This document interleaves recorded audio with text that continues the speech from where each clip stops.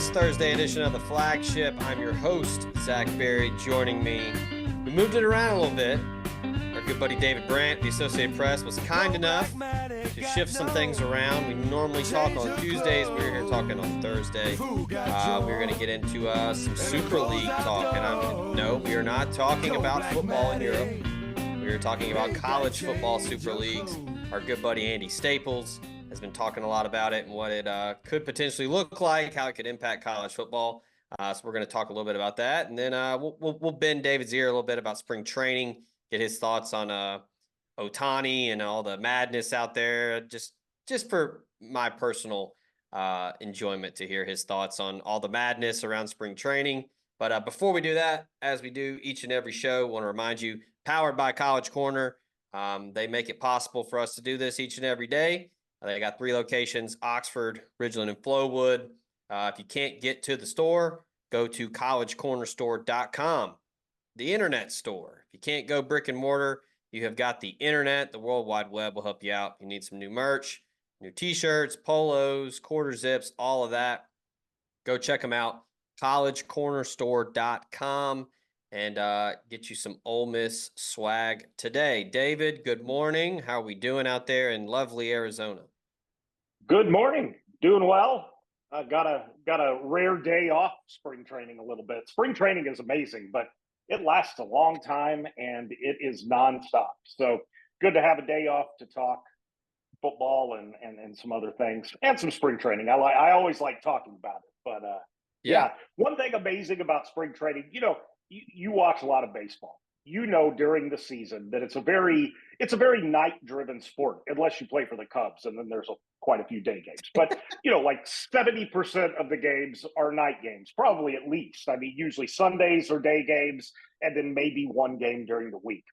But for some reason, for such a night-based sport, spring training is so early. They love to get up super early, like clubhouse hours are like 7:30 a.m. sometimes to 8:15, and it totally messes with my body clock. But anyway, that's first world problems to the largest degree right there. But it's always amazed me, if I were a baseball player, I would not want to go in at 6:30 in the morning. But I guess I've been overruled on that one. It is weird that the Cubs still do that whole day game thing, and I don't know. It's not as bad as it used to be, but yeah, I mean, just from a purely money standpoint, obviously games in the evening are easier for people to attend, especially during the school year and stuff like that. But it's a little different now, but the Cubs still do play more day games than most. Yeah. All right. So Super League, Andy Staples was talking about it on his show. And this is great because you said you didn't see it. You heard nothing about it. So this is going to be all new to you, fresh off the top of the dome reaction here. So this is Andy Staples talking here. I'm going to read his article. He said, quote, "My guess is that a TV executive would set the ideal number of teams for the Big Ten and SEC, which you can feel free to compare to the NFC and AFC, between 40 and 50. He says, I'm going to set the number at 48, so 24 per conference, because it's divisible by 6, 8, 12, and 16. Meanwhile, 24 divisible by 6, 8, and 12. So that offers flexibility for divisions, postseason formatting, all that. So he said, I have zero confidence in the leagues in the real world agreeing on having the same number of teams, but this is like as he says it, a pie in the sky exercise. So here's the Big Ten. In the Atlantic Division, we've got Penn State, Florida State, North Carolina, Virginia, Pittsburgh, Maryland. East-ish Midwest, Michigan, Michigan State, Notre Dame, Indiana, Purdue, Rutgers. West-ish Midwest, Ohio State, Wisconsin, Northwestern, Illinois, Iowa, Minnesota. And then in the West, UCLA, SC, Oregon, Washington, Utah, Nebraska. So just out of those divisions, what are some thoughts that you've got? It's a lot of road trips right there for Nebraska. A lot of miles. That's a tough. They're going to get their frequent flyer miles right there. I mean, those sound the concept of a super league, we've kind of bounced that around a little bit. I mean, those divisions sound fine. The first one was for Nebraska was the first thing I thought, but other than that, you know, Penn State and Florida State in the same league kind of jumped off to me, or in the same division. Yeah. But I mean, those sound fine, as good as anything. I mean, if Cal can be in the ACC, why can't Nebraska be in the West Division? I don't. Yeah, that was what, to me, a Penn State Florida State division is fun. Notre Dame actually being in the Big Ten, like finally just doing it. Like, Yeah, no, I think that would be, I mean, I know Notre Dame values its independence and it's kind of its thing and everything like that, but I just wonder if that's kind of run its course at this point. yeah, there's a good Shane Gillis bit when he was on Bussin' with the Boys with Taylor Lewan and Will Compton, and they're like, why doesn't Notre Dame just join a conference? And he's like, why should they? Like Right. like, yeah, you lose that, I'll say pardon the pun, but like literally and figuratively, you lose your independence when you join a conference, and Notre Dame just kind of controls everything outside of hoops when they're in the ACC. But yeah, football, they just kind of do their own thing, but it would make everyone else's life easier, right? Yes, yes. And I mean, I get it from Notre Dame's perspective. Like you said, they call all the shots of everything. Everybody Yeah. was upset in the Big 12 for years at Texas because Texas wanted certain things and other schools didn't want. You don't have to worry about anything else. You just worry about what you want. And if you've got the cachet as a university to be able to go independent, I understand why that's attractive. I also think sometimes there's power in numbers. So far, that hasn't really affected Notre Dame. They're just in kind of a unique position. But I think sometimes, like in 2020, with with all the COVID stuff, when the conferences started, Notre Dame was in a weird position there because they didn't have anybody really to negotiate with. Right. So, Yeah. I do think there's instances where power in numbers is useful, but I also understand why Notre Dame has kept its independence. Yeah. Like I said, I understand it, but I don't agree with it. Right. All right. In the SEC, Andy's got in the Atlantic region or Atlantic division, excuse me, Florida, Georgia, Clemson, NC State, South Carolina, Miami. Pretty spicy right there. That's pretty good division right there. Yeah. Uh, in what he calls the Moonshine Division, Alabama, Auburn, Tennessee, Kentucky, West Virginia, Virginia Tech. I mean, that's the perfect division name. That is an amazing division name. Like the merchandising for that, I can Yeah. see lots of T-shirts being sold with the Moonshine Division on there, and I actually like that division a lot too. I think that's Yeah. throwing somebody like a West Virginia in there, I think Yeah. makes it because they've got as you said, spicy. They've got a spicy fan base. I've Yeah. always, I think that would play well. So I like it so far. Keep And going. Neil Brown just got an extension Right. after going 9-4, which is so. That's why college football is the best, right? Because halfway through the season, everybody was like, Neil Brown's getting fired, no doubt about it. Like Oh yeah. fire up the bring Dana back campaign. But yeah, all right. Mid-South division, you've got Arkansas, Ole Miss, Mississippi State, Missouri, LSU, Vandy.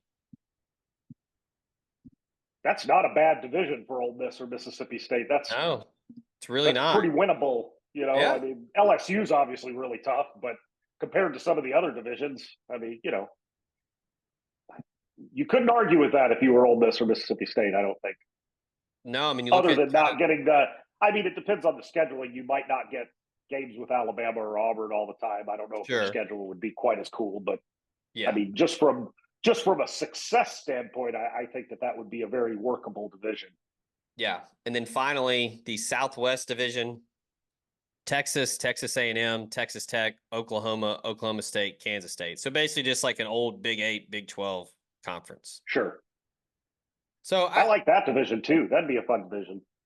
Oh yeah, I mean that one, tons and tons of opportunity for parity there with, Texas being the juggernaut that somehow always finds a way to lose to somebody they're not supposed to.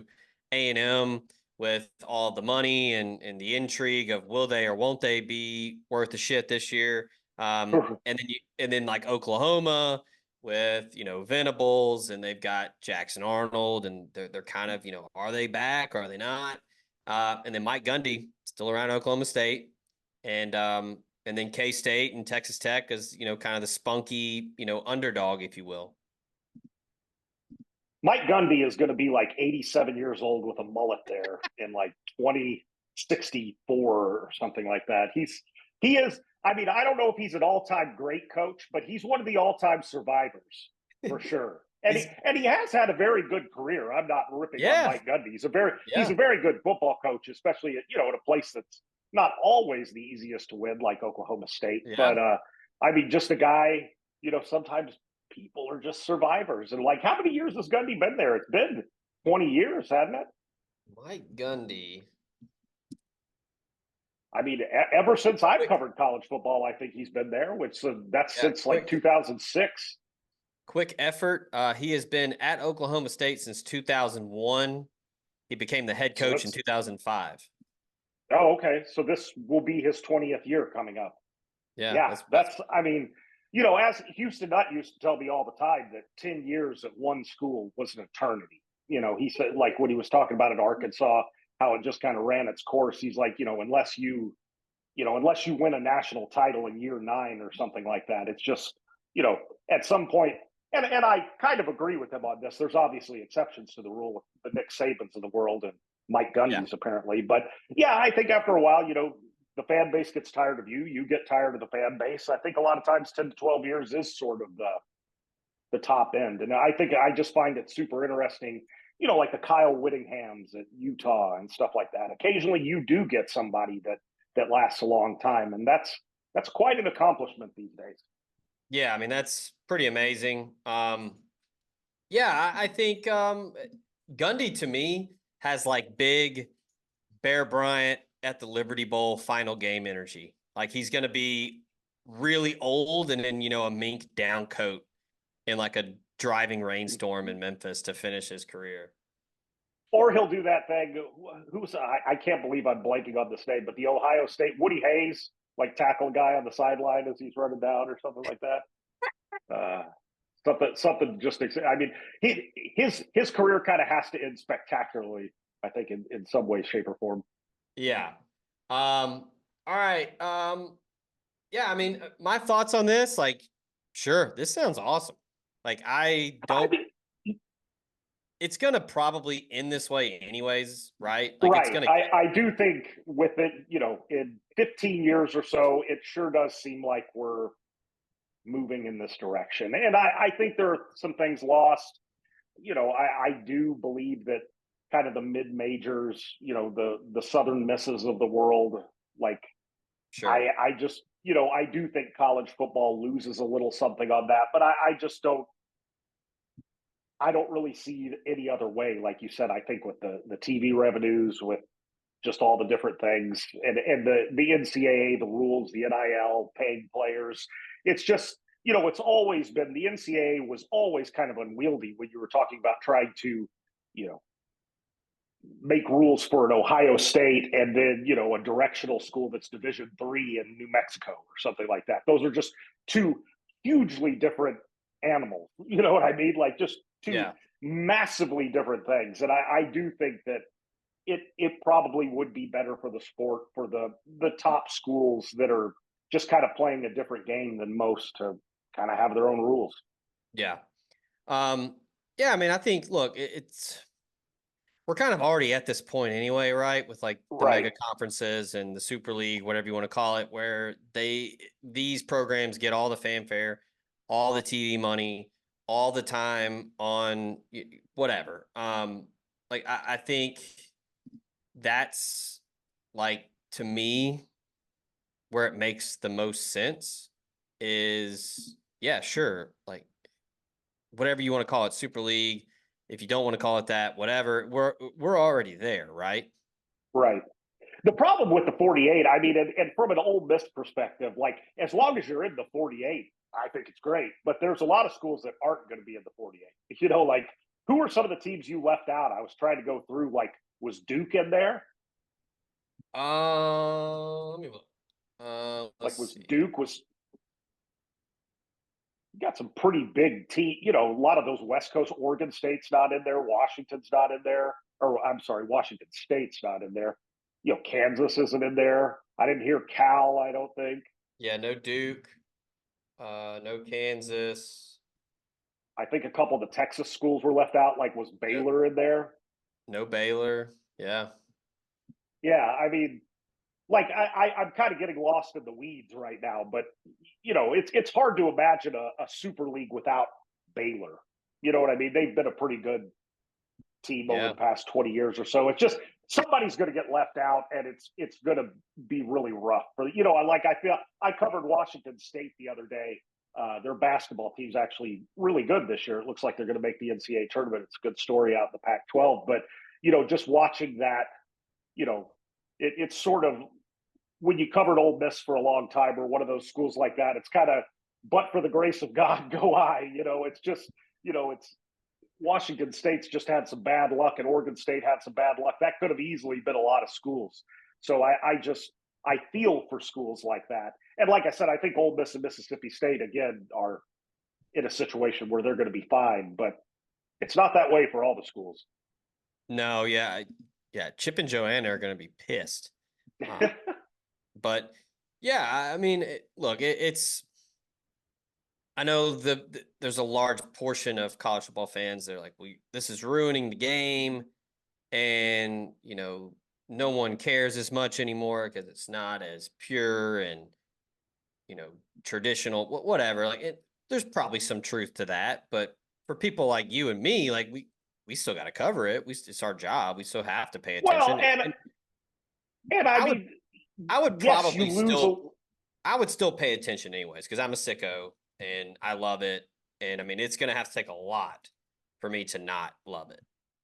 Call Drew Moak of USA Benefits Group. He can help you with any of your health insurance needs. Drew is an Ole Miss grad located in Mississippi and licensed in 7 states. He works with the nation's second largest health insurance brokerage with access to 35 different carriers, regular health plans, to life insurance, to dental and vision, and even Medicare. He has it all covered. Now more than ever, it is critical to have a health insurance agent who is local and accessible. So call Drew Moak at 601-953-8449. 601-953-8449 and get your free quote today. The College Corner is headed to Oxford. Stop by their new location in the Oxford Commons off Sisk Avenue. They'll have 4,000 square feet of Rebel gear ready for your trip to the Grove. On your next trip to Oxford, stop by the College Corner or our other great locations in Ridgeland and Flowood. Hats, shirts, polos, pullovers, sweats, t-shirts. College Corner has it all. And as always, you can visit us online at collegecornerstore.com. That's collegecornerstore.com. The College Corner, where your game day apparel meets. Yeah, I mean, it would be great. Like the games would be great. Like people would watch, and it would miss something, you know, as far as like. But that doesn't mean it's worse. I bet the TV ratings would be great. Like the stadiums are going to be full. You know, sometimes progress means tough decisions. So I do think you lose some things, but you probably gain more on the back end. So I mean, again, to me, the devil's in the details over who are you leaving out and who gets in. Yeah. Yeah, I agree. I mean, some people are, and that's kind of also the thing, David, that you know, like I do with sports and working in it, where no matter what happens, you're not going to make everybody happy. Yeah. Someone's going to be upset. Someone's going to hate it. It's just part of life. It's not just sports. Like it's just part of life. Like you're not going to please people everybody. just don't like change, you know, on top of that. And there is something to be said, like the history part is cool. I don't think you should change things just for the sake of changing them all the time. I don't think that's always good. You know, like Major League Baseball, we've been talking about spring training, you know, it's talked about shortening the 162 game season. And you know, maybe if you went to 154 or 158, that would be fine. But if you really shorten the season, like they've been playing 162 games since 1961, you know, when you talk about records and, you know, the continuity of the sport and everything, I think that's important. I do think that is something to take into consideration. And that's why, you know, blowing up things like the Pac-12, you know, just blowing up leagues in general, you know, the Big 12. But there was the old Southwest Conference. Things change. I mean, I don't that's just part of sports. So I do think that, I'm not one of those people that totally ignores history. I think some of that is very important as far as sports and everything, and as far as the viewership and things like that. But I think most of the time, like you said, upward and onward, things usually improve for most people. Yeah. Last thing here, I'm bringing this up because my neighbor asked me what I thought about Shohei Ohtani and the contract and everything. And, I'm not like super embedded into it like you are. But my first reaction, that's a lot of money, especially for someone that's for the foreseeable future. Correct me if I'm wrong, is only going to hit. Yeah, he's definitely not pitching this year. I think the hope is by 2025 he can. But, this is his second Tommy John surgery, although the second surgery, his second serious elbow surgery. So the list of pitchers who have come back from 2 Tommy John surgeries is pretty short, as far as, there's a few like Jason Isringhausen, if you remember him. There's been Daniel Hudson, I think, is coming back. There's a few, but, you're right. $700 million for a guy that there's probably a pretty good chance that he's going to be just a hitter for most of the contract. Yeah, that's kind of my thing, was like when it became such a topic when, free agency and, who's going to get him, who wants him, where the best fit is, blah, blah, blah. And, as a Braves fan looking at it, where it's like, that's just a ridiculous contract to pay for someone just to hit. Well, I mean, the contract, I mean, you got to kind of get out of the realm of thinking even in baseball terms. I mean, he's a unicorn. Like, and I think it really works for somebody like the Dodgers. They're not paying him necessarily to hit and to pitch. I mean, they are doing that, but they're paying him to sell. I mean, like an entire country now, Japan is hugely invested in the Dodgers and all that advertising money that comes with it. Like, even with Angels games the last couple of years, if you watched an Angels game on TV, there was all kinds of like Japanese, advertising and things like that. I mean, it just opens your market to an entire level. I think the Dodgers will make their money back and then some. And it also helps that Shohei is squeaky clean as far as his image and things like that. I just think that, the contract is ridiculous because Shohei and what he brings even off the field is kind of ridiculous. And in a way that really, instead of comparing him to other baseball players, you almost got to do like a Messi or a, Ronaldo, or even like a Taylor Swift. It's just he's in a whole different stratosphere. Have you talked to him at all? I have a little bit. I mean, like in groups of people and everything. And does he need a full-on interpreter, or is he? He likes to have one. You can tell he understands English fairly well, and I think he can even speak it okay. But I totally understand. Like if I were talking in my second language too and answering questions, I would want an interpreter too. So he does, like, he knows some English. But yeah, I mean, to have a real conversation with him, you kind of have to go through a interpreter. So I mean, to be honest, he's a very, very nice guy, very even keel. His teammates seem to like him, but he's just kind of a gigantic mystery. He gets, he announces the other day he gets married. Nobody even knows who the wife is. Like, it's just like his entire, it's fascinating. Like his whole story. And I think that's part of it, the intrigue and everything. But yeah, he seems like a great guy, but it's very hard to peel back the layers and really get to know him. That's been my impression so far. Speaking of getting to know folks, the new look Ole Miss baseball team, brand new lineup, brand new pitching staff, basically, will be taking on Morehead State this weekend. Bounce back over the weekend, David. 1, 2 of 3 against Iowa. Brody Breck, I don't know if you got to see any of it on Friday for Iowa, was tremendous. 11 Ks in 5 innings. He's going to do that to a lot of people. But good bounce back weekend for Ole Miss after losing a midweek and a little bit of a slow start out the gates in Hawaii. But yeah, I enjoy this type of, like, I like the process here of like everybody's trying to carve out a role, and you've got portal guys trying to catch their footing. But Yeah, I mean, I think they're starting to look like a team, or they're trying to find kind of their mentality, their brand of baseball, and I think we're starting to see it a little bit.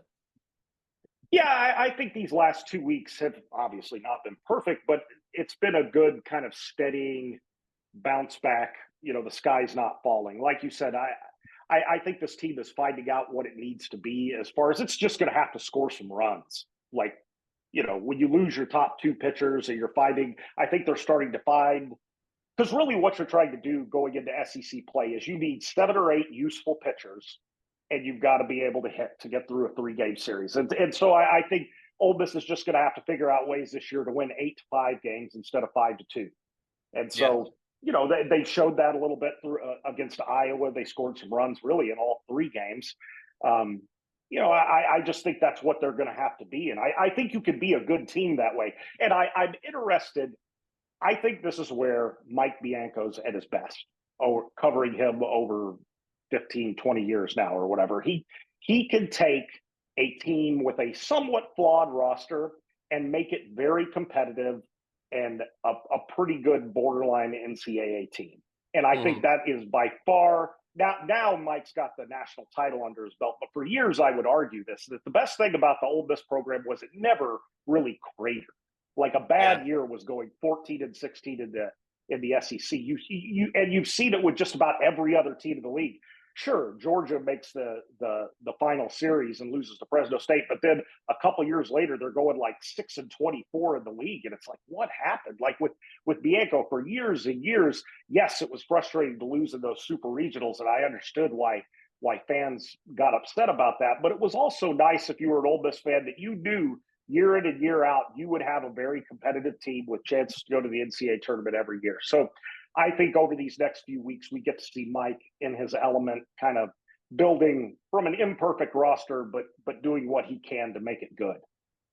Yeah, he's said that as much. I don't know verbatim the quote, but he said that probably one of his best coaching jobs was the year they won the national title, which but it was a team that like I mean, I'm watching the regional in Miami. Everybody thought they were done. Oh yeah, like thought it was over. Thought Mike Bianco was getting fired. New era. Everybody had hot boards ready to go, and then they run the table and win the whole damn thing. So I think if you ask Mike, he would probably say it was one of his more fun coaching jobs and one of his more fun teams to lead.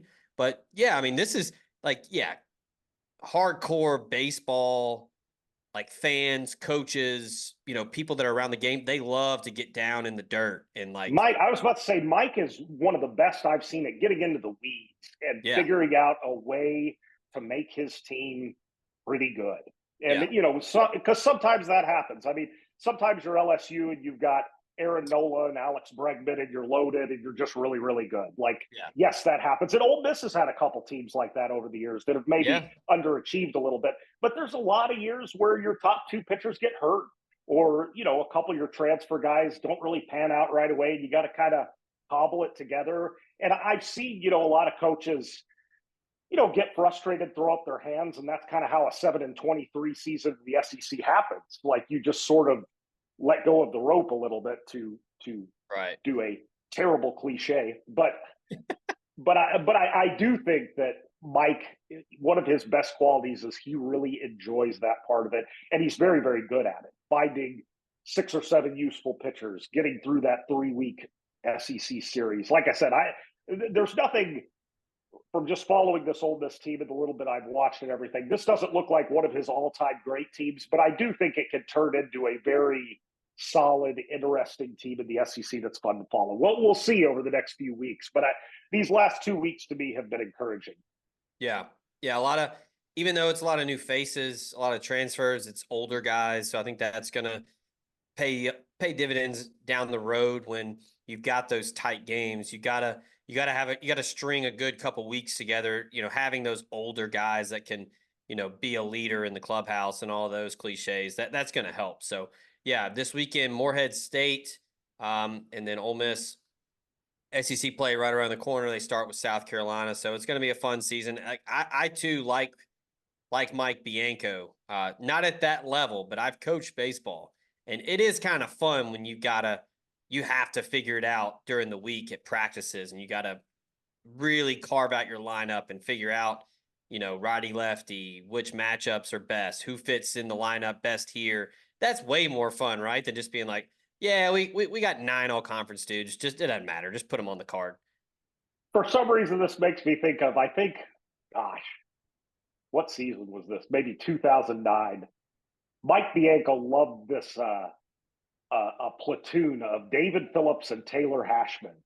And me and Mike Bianco went round and round about the Taylor Hashman, David Phillips.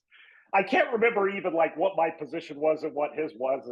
But Mike, that was one of the great things talking about him, because he'd dish it out, but he could take it. You know what I mean? You could have disagreements with him. You could do different things like that, and he would still. I'll have to reach out to Taylor and see. I'll get his thoughts. So get a little inside baseball, literally and figuratively. I'll ask Taylor. Right.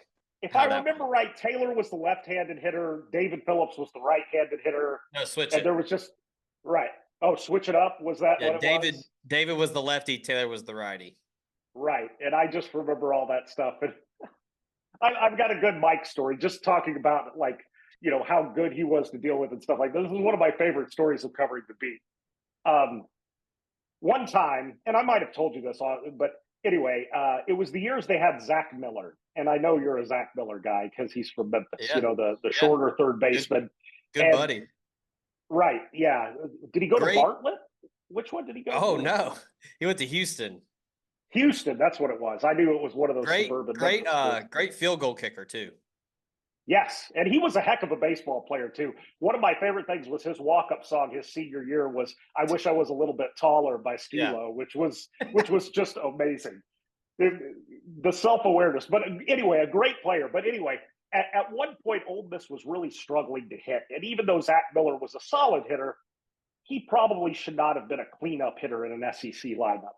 And so, we're finishing up. We're finishing up an interview session, and I was just kind of, we were talking, and I was like, hey, Mike, have you ever had a cleanup hitter shorter than you are? And he just goes, you might need to bleep this out, but he goes, what the fuck's that supposed to mean? and I was just like, because it's not like I'm a giant. Mike's probably like 5'8", but I'm like 5'10". It's not like I'm a huge individual. And I was like, Mike, I was just joking. I'm sorry. And he was like, I don't like it when you make fun of my players. And he kind of stomped off and went down. You were making fun of him, not the player. Well, I was just, it was just a joke. And so I kind of walked down the left field line. I let him kind of sit there and stew for like 5 minutes, and then I kind of walked down the line. I was like, Mike, come on, man. I was like, I'm sorry if I made you upset or anything, but I was totally just like, I'm not making fun of Zach Miller. I'm not making fun of you. I just thought it was funny to have a cleanup hitter who was like 5'6". And then Mike was like, I know. I'm sorry. I lost my temper. And then we talked it out, laughed it out. But that was what was great about Mike. You could have, little moments, little flare-ups. I remember one time at Alabama, Alex Yarborough threw a very important ball into like the stands and they ended up losing the game, and me and Mike went back and forth. But yeah, the Zach Miller story was one of my favorite ones. You can't beat that. Mike is kind of in on the joke now a little bit, where he'll kind of clap back at people and he'll kind of like grin a little bit or kind of smirk, and where he's like, I'm gonna fire back, but like, I'm just kidding. Right. No, he's self-awareness is not usually the greatest quality for major college coaches. And, we all are not perfect at that. But I think Mike does have some self-awareness. And I really loved the years I got to cover that team closely, from like 07 to 12 or 13. Those were some fun years. And it's still fun to cover. Lance Lynn's still bouncing around. They've got a couple guys. You see those guys. It's fun to watch them. Yeah, I could ask Taylor about the platoon in right field, but he might just say, hey, Mike Bianco did me a favor because it launched my modeling career in New York City and abroad. So Taylor's doing all right. Well, good. I hadn't talked to Taylor in a long time. Tell him I said hi. Yeah, I'll tell him you said what's up. He there's no telling where he's at. He's all over the place doing well. But yeah, so as good a spot to end there, right? With a Mike Right. Bianco. There's no topping. There's no topping a Zach Miller, Mike Bianco hype joke. We've hit the crescendo. But that's David Brandt, the Associated Press, joining us every week as always here on the Flagship, presented by College Corner. We appreciate his time as always, and College Corner for making it possible. Stay locked in. Ole Miss Spirit will have coverage of this weekend's baseball series against Morehead State. Ole Miss basketball taking on Texas A&M in the regular season finale, getting ready for the SEC tournament here in Nashville. So we've got all of that and more at omspirit.com. If you're not a member, join. It's only $1. I made the joke earlier this week, David. It's $1. So Arch Manning, if he had opted in to the game, he could have joined 600 times. It's cheap. It's fun. Get on there and join the conversation. We have a good time over there at Ole Spirit, part of On 3. So for David over there, I'm Zach. This has been the Flagship. We appreciate y'all tuning in. Till next time, we out of here.